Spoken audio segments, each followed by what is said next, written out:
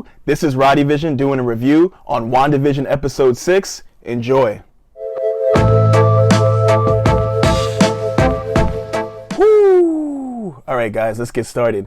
So, the episode is like now in like the early 2000s, it seems like, with the sitcom references. I felt like it was Malcolm in the Middle. It was all Malcolm in the Middle to me. We had like ska music for the opening. We had the narration, the callbacks, artistic framing and filming, like that cool little in focus shot with Peter and the nephews, Wicked and Speed, Billy and Tommy. No more laugh tracks. Even in one of the callbacks, it was acted out with them and Sokovia, and Peter's memories were a little bit different from Wanda's. It was pretty cool. First of all, Evan Peters has a job that I care about because I loved him as Peter Quicksilver in the Fox movies. Peter's memories, like I said, are weird. He remembers a lot of the things that Aaron Taylor Johnson version of Quicksilver remembered in the films, and then at the same time he knows something is different.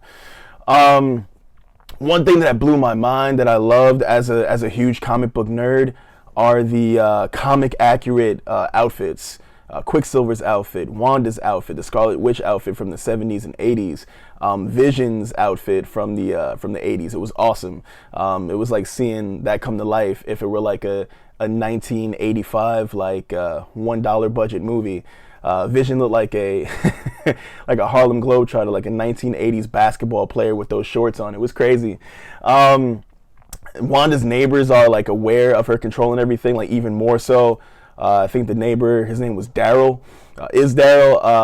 He was just like Frankenstein. I was like, Wanda, is there anything I could do for you? Is there anything I could change? And she was like, nah, what's wrong with you? But people are really like under her rule, under her thumb in this. It's crazy. Darcy, forever getting on my nerves since Thor. Darcy, it was kind of irky as usual. Hayward, I loved him. He was just savage. He called her out on it. He was like, who do you even work for? Like, why are you here? But Hayward definitely has an agenda. I believe it's mutant related. I believe it's power related. Sword might even be the version of the Project Wide Awake. There might be some Sentinels happening here or something that he knows about where he's going to plan to do something crazy against like super powered people.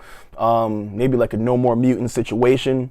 That's House of M stuff. We'll talk about that later. But yeah, Hayward knows something. Jimmy Woo went straight Fox Mulder, nerdy FBI agent, but then started beating everybody up and wailing on him like a true warrior savage. It reminded me of Fox Mulder because he was always geeky looking, but he would always beat people up on X-Files. Check out X-Files. Jimmy Woo was amazing. Jimmy Woo. He was the hero. It was a really, really awesome reference to Shangri-La. If any of you read, which I don't, I saw The Mummy 3 and Shangri-La was in it. But Shangri-La is like an ancient mythical place in China in the Kunlun Mountains. The Kunlun Mountains are actually real, not just the place where Iron Fist trained in the comic books and in that TV show. But it's like a mythical place written about in this really old book, and Evan Peters references it. But it's really cool. He has this quote, and it has multiple meanings.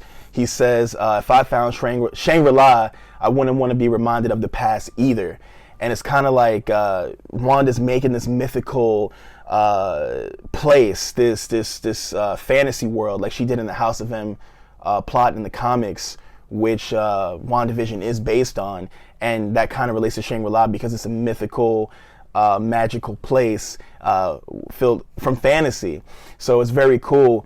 And then in the comics itself, I believe there's an issue where Vision found Shangri-La. They never really resolved that plot, but it's got a multi-layered meaning.